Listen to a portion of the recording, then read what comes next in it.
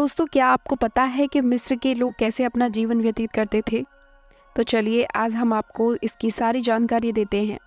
आज से कई हजार साल पहले दुनिया भर में ऐसी कई प्राचीन सभ्यताएं थीं जिनके द्वारा बनाए गए स्ट्रक्चर को देखकर आज भी वैज्ञानिक हैरान हैं।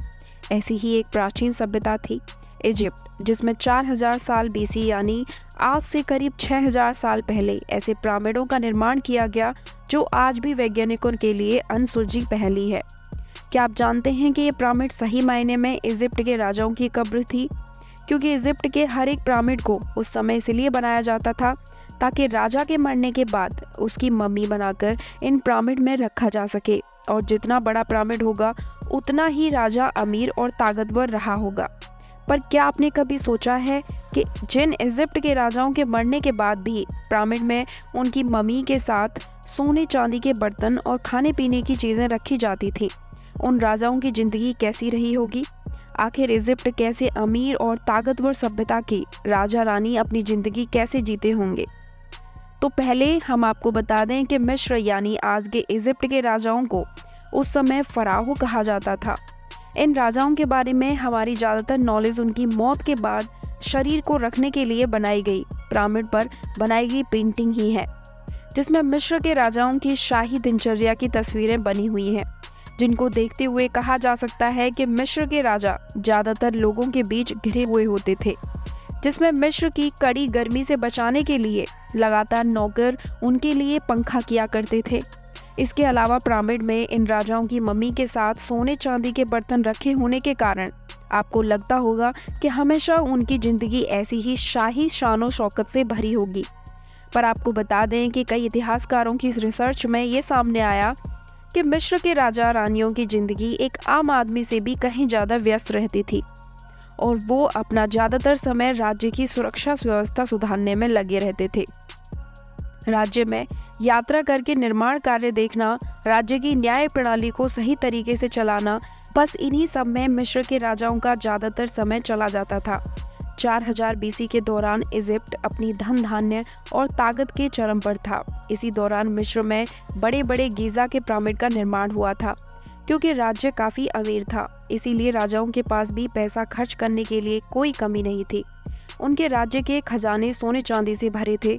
मिस्र की जनता अपने राजा को काफ़ी अच्छा टैक्स देती थी, जिसका हिसाब राजा द्वारा नियुक्त किए गए स्पेशल लोगों द्वारा किया जाता था।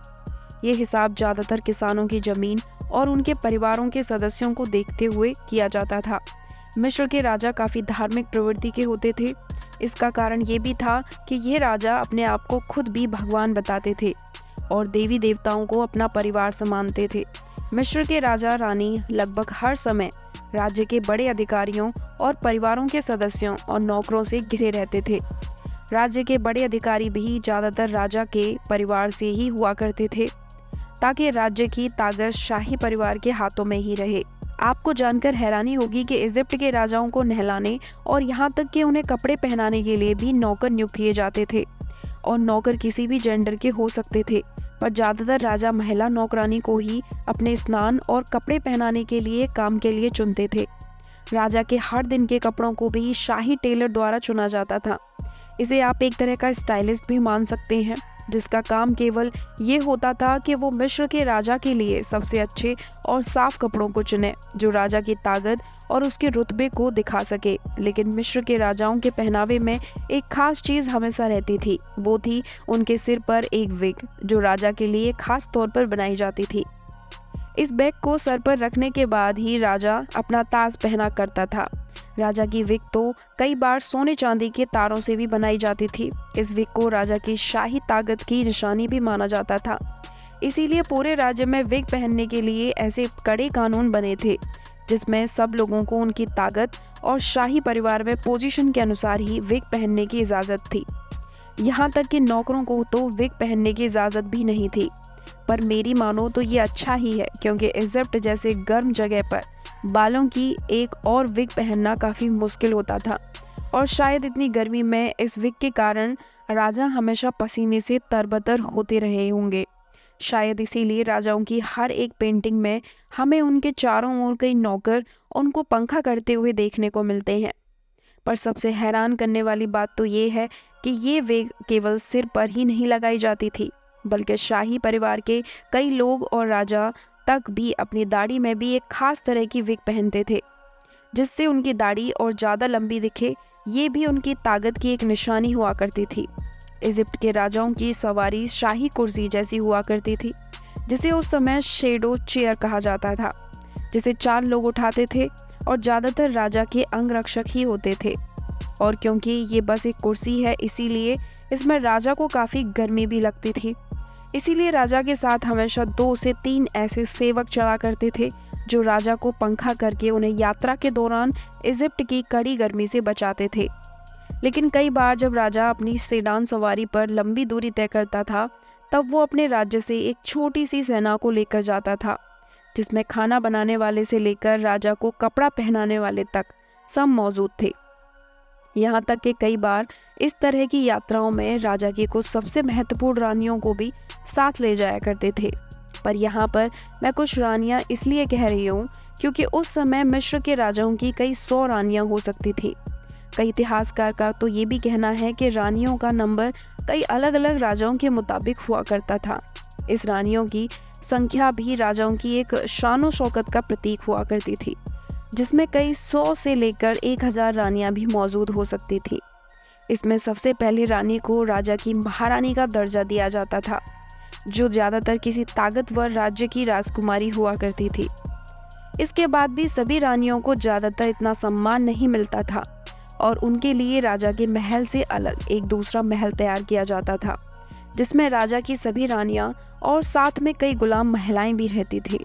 इसके अलावा इन रानियों से राजा के पैदा होने वाले बच्चों भी एक समय सीमा तक इन महल में अपना जीवन बिताते थे, जहां उनकी पढ़ाई लिखाई से लेकर खाने पीने तक और खेलने तक की सभी सुविधाएं होती थी। मिस्र में मौजूद कई मंदिरों और पिरामिडों में बनी पेंटिंग्स को देखकर हमें ये पता चलता है कि मिस्र के राजाओं को शिकार करना भी बहुत पसंद था।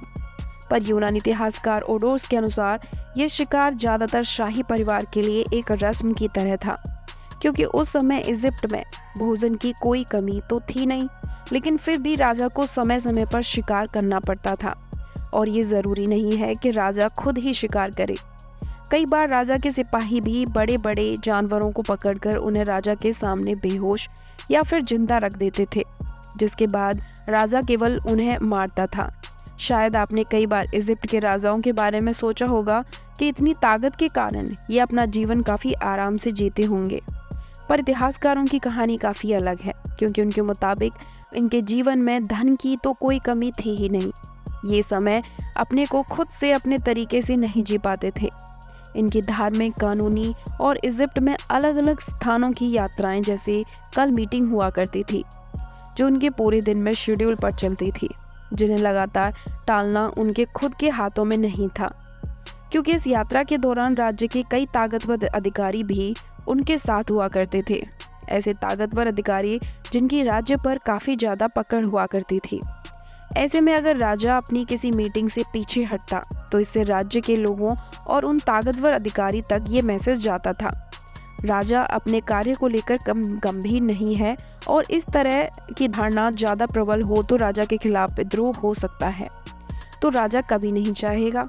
इसीलिए मिस्र के राजाओं को न चाहते हुए भी अपना ज़्यादातर समय लोगों के बीच अपने सभी कार्यों को समय पर पूरा करते हुए बिताना पड़ता था। शायद अब आपको समझ आ रहा होगा कि मिस्र यानी इजिप्ट का राजा बनना शायद उस समय इतना भी अच्छा विकल्प नहीं था।